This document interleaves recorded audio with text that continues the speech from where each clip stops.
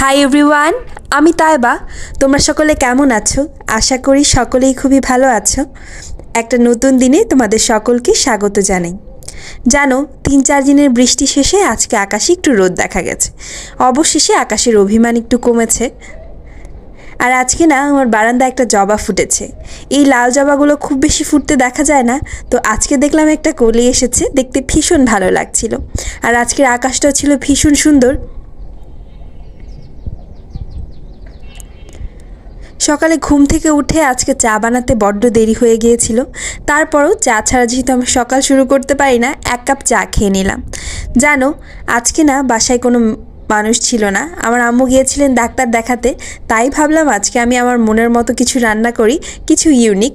তো আমি ভাবলাম যে আলুর দম বানালে কেমন হয়। তো আলুর দম বানানোর জন্য আমি এখানে পেঁয়াজ, রসুন আর শুকনো মরিচ খুব ভালো করে তেলে ভেজে নিচ্ছি। জানো, কয়েকদিন আগেও আমার রান্না খুবই খারাপ হতো, রান্না একদমই ভালো করতে পারতাম না। বাট ইদানিং প্রায় রান্না করতে করতে দেখা যাচ্ছে আমার রান্নার স্বাদের কিন্তু উন্নতি হচ্ছে। আম্মুও খেয়ে বলছে রান্না নাকি আগের থেকে ভালো হচ্ছে। আর আমারও না রান্না করতে ভীষণ ভালো লাগে, তাই অবসর সময়ে রান্না করি। আর আজকে যেহেতু আম্মু বাসায় নাই, তাই একটা স্পেশাল ডিশ রান্না করলাম। আমার কাছে মনে হয়েছে আলুর দম খেতে ভালো লাগবে। আর এটা আমি এর আগে কখনো রান্না করি নাই, এই প্রথম রান্না করছি।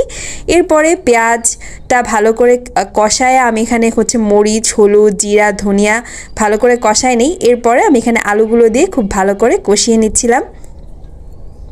এরপরে দিয়ে দিচ্ছিলাম একটু পানি আর দিয়ে দিলাম কাঁচামরিচ ছড়িয়ে।